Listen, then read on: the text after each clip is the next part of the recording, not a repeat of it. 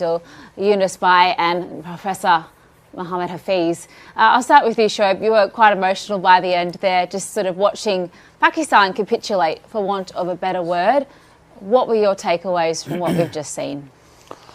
I think we should give credit to Pakistan. They tried their best to lose this game. So I could not think any other way. But both of the team have played. भाई जब 119 120 का target जब बना ना, तो मेरे YouTube Facebook वगैरह पे कमेंटें स्टार्ट हो गई थी कि पठान तेरी ऐसी तेरी वैसी गंदी गंदी गालियां पाकिस्तानियों की तरफ से। अब हंस के देखा, आज तुझे बताएंगे ये तेरे गोबर खाने वाले लोग और तू पता नहीं नमक हराम, ये वो गालियां स्टार्ट हो गई थी। लेकिन यकीन हमें तब भी था कि हिंदुस्तान जीतेगा। जैसा कि आप सबने कल के मैच में देखा, पाकिस्तान की टीम की बहुत ही ज़्यादा शर्मनाक किस्म की हार हुई, क्योंकि इंडिया ने पहले बैटिंग करी और जैसे जैसे इंडिया के विकेट्स गिर रहे थे, जैसे जैसे विराट कोहली, रोहित शर्मा, जडेजा, हार्दिक पांड्या एक के बाद एक सब कुछ विकेट गिरते चले जा रहे थे। पंत ने अच्छी बैटिंग करी, नो डाउट। वो देख करके पाकिस्तानियों की जो मुस्कुराहट है उसका भी जो है वो दायरा बढ़ता चला जाता, मुस्कुराहट जो है वो बड़ी होती चली जा रही थी, नाचने लगे थे ये लोग। अब क्या हुआ, जैसे ही सेकेंड इनिंग्स में अपनी बैटिंग पे उतरे, इतना छोटा स्कोर जिसको कहा जाता है अमूमन 2020 में अब छोटा स्कोर हो गया 120 से कम का, वो तक भी अचीव ना कर सके। और फिर से एक दौर आ गया जब कल फिर से कई सारे टीवी टूटे। इलेक्ट्रॉनिक्स की दुकान वाले जो है पाकिस्तान में वो नाच रहे हैं, उनको छोड़ करके पाकिस्तान में हर कोई दुखी है और ट्रॉमा से बाहर आने में देखो उनको कितना समय लग जाए। The match was won easily by us, could have been won easily by us, and we refused to win that. So shocking, surprised, disappointed, but was that was expected. I said it to Marty many times ago, and I said it to Yunus. जब आप runs post कर रहे हो तो फिर तो ठीक है। अगर मैं टीम इंडिया की बात करूं तो उनके पास भी यही था कि जब हाफ में मार्क पे हम गए तो उनके भी 80 और रन्स थे और हमें ऐसा लग रहा था कि 140 रन्स करेंगे वो और कहीं जाके फिनिश करेंगे। लेकिन उनसे भी वही मिस्टेक हुई कि उन्होंने भी, ठीक है वो उस वक्त रन्स पोस्ट कर रहे थे तो चलें ठीक है, बाजू का ये 30-40 तो समझ में आते हैं जब आप रन्स पोस्ट कर रहे हो। लेकिन जब आप चेस कर रहे होते हो तो हमने देखा है कि एक बैटर जो है वो जाके उसको एंड तक खेलना है। और जैसे हम बार बार बात कर रहे हैं कि बाबर आजम, मोहम्मद रिजवान को क्या करना चाहिए, क्या इम्प्रूवमेंट क्या है, कब आती है, जो कि हमने देखा है। हम विराट कोहली की बात कर लें, हम जॉस बटलर की बात कर लें, वो लंबी इनिंग जब खेलते हैं तो फिनिश करते आते हैं गेम आपके लिए। और आज बड़ा मौका था कि मोहम्मद रिजवान अपने 20 रन और करते और उनके अराउंड वो जो 27-28 रन और होते वो हो जाते। तो मेरे ख्याल से दोनों तरफ से ये फ्लॉज हुए हैं। एक सेट करते कि एक टून सेट करते कि हमने फर्दर क्या खेलना है। हम इससे पहले यूएसए के खिलाफ वो मैच हार गए हैं और अब इंडिया के खिलाफ जीत चले हैं और अब आगे जाके तो जो नेक्स्ट 2 मैच खेलने हैं वो किस स्टाइल से खेलने हैं। तो मेरे ख्याल में हमारे मौका था, लेकिन यही वो लर्निंग हम बार बार बात करें। बॉलिंग ने बड़ा अच्छा किया, जिस तरह हमने टॉस जीता और बाबर आजम की वो जो स्माइल की बॉडी लैंग्वेज थी वो अच्छी थी आज। तो टॉस भी बीच में नहीं आना चाहिए, चाहे आप टॉस जीतो, चाहे आप टॉस हारो, चाहे आप बॉलिंग कर रहे हो, बैटिंग कर रहे हो, उससे फ़र्क नहीं पड़ना चाहिए। आपकी बॉडी लैंग्वेज अच्छी होनी चाहिए। और अगर हम आज रोहित शर्मा की बात करें तो टॉस हारने के बाद वो थोड़ा सा कंफ्यूज हो गए। पिछले काफ़ी मैचेस से काफ़ी सीरीज़ जो हमने बैक टू बैक जिसमें हम हारे हैं T20s, बाबर आजम अक्सर ये बात करते हैं पोस्ट मैच में आके कि हमने फर्स्ट 6 ओवर्स यूटिलाइज नहीं किए। पिछले मैच में भी उन्होंने यही कहा, अभी भी उन्होंने यही कहा है, फर्स्ट 6 ओवर्स भी यूटिलाइज नहीं किए। और जो बात इंटेंट की हम कर रहे हैं, नसीम शाह 10 रन 4 बॉल्स उन्होंने फेस की, इसमें उन्होंने 2 चौके लगाए, 250 का स्ट्राइक रेट था और उस पॉइंट पे ये आए। ये इंटेंट सिर्फ नसीम शाह के लिए रह गई है। Naseem Shah pick of the bowler थे, बाकी तमाम जो बॉलर्स उन्होंने जो बहुत शानदार बॉलिंग की। लेकिन जो स्ट्रेटेजी है ना वो आप बनाते हैं मैच के दरमियान में भी सम टाइम कि यार अगली टीम ने कहाँ पे स्ट्रगल किया है। हमने देख लिया कि 10 ओवर के बाद जैसे ही बॉल पुराना होना शुरू हुआ है, बॉल बल्ले पे नहीं आया और बॉल स्कोर करना मुश्किल हो गए। तो हमारी स्ट्रेटेजी क्या होनी चाहिए थी, हमें पहले 6 से 8 ओवर में थोड़ा हार्ड आना था।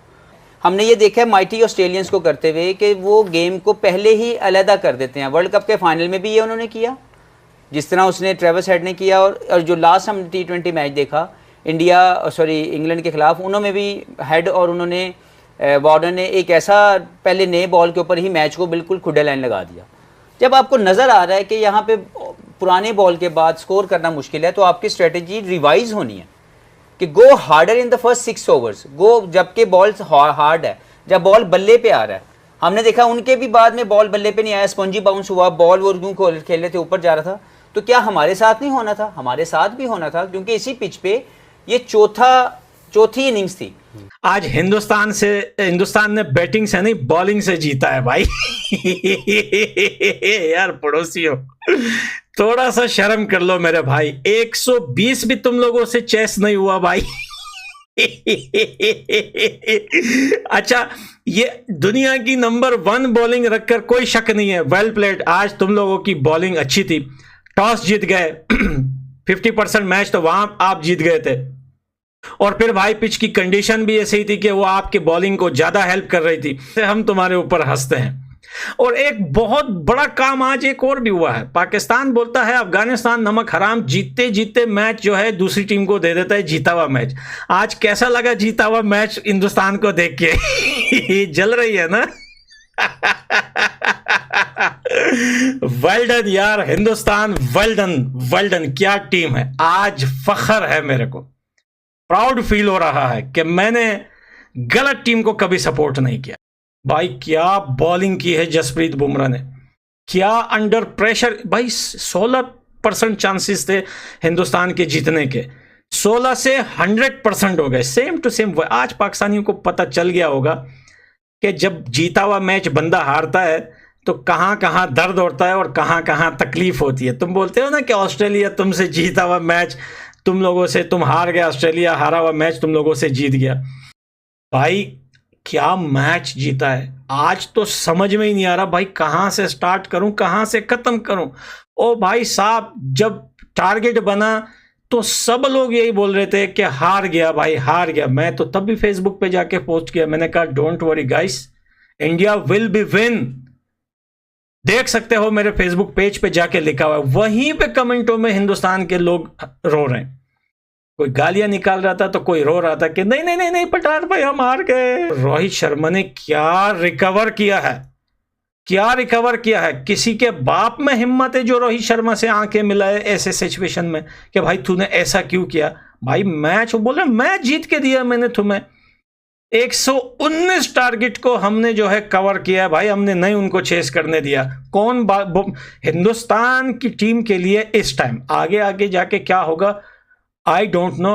रोहित शर्मा से बड़ा प्लेयर, रोहित शर्मा से बड़ा कैप्टन पूरे हिंदुस्तान के 150 करोड़ आवाम में कोई भी नहीं है मेरे भाई, कोई भी नहीं है। तो कल का दिन यानी कि 9 जून का दिन आखिरकार वो दिन फिर से लौट कर आया जिस दिन पाकिस्तान में दिलों से ज्यादा टीवी टूटते हैं, जिस दिन पाकिस्तान में लोग अपना सर भी फोड़ते हैं और अपने घर का TV, fridge, mobile phone, laptop सब कुछ तोड़ डालते हैं। खास तौर पर टीवी जो है वो पहला शिकार होता है।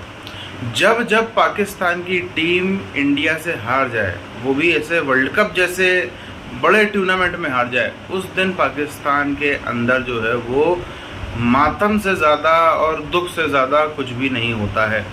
कल हमें देखने को मिला एक बहुत ही ज़्यादा इंटरेस्टिंग मुकाबला जिसमें इंडिया की जैसी बैटिंग थी पहली पारी में, उसको देख करके इंडियन सपोर्टर्स का भी थोड़ा सा दिल निराश हो गया था। और पाकिस्तानी सपोर्टर तो तभी से ही उन्होंने जो है वो हमारा ऑर्डर देके कहीं मटन चिकन ले आए थे कि अब तो बिरयानी बनेगी या तो जश्न बनेगा।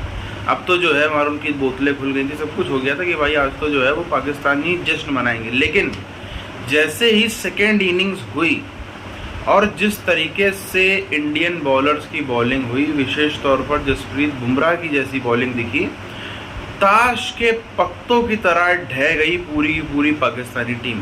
ताश के पत्तों की तरह जो है वो पूरी मतलब इतना छोटा टारगेट, 120 से कम का टारगेट, वो तक भी जो है वो नहीं चेस कर पाई पाकिस्तान की टीम। एक बॉल में 1 रन का भी अगर एवरेज डालो तब भी उतना हो जाता है। तो इतना छोटा, अगर 160 170 होता तब भी आजकल माना जाता है कि 150 160 जो है बड़ा ही ईजिली अचीवेबल टारगेट है, मगर 120 में तो बिल्कुल मान लिया था कि जो चेस करने वाली टीम है वो जीत ही गई 90%। लेकिन बॉलिंग पिच शायद बहुत बेहतरीन देखने को हमें मिली, और साथ साथ में जो बॉलिंग स्किल्स थी वो भी बहुत बेहतरीन देखने को मिली। उसी का नतीजा है अभी भी पाकिस्तान के अंदर जो है सदमा में जो चले गए हैं, ट्रॉमा में चले गए हैं, उससे बाहर आने में इनको कई हफ्ते महीने चाहिए।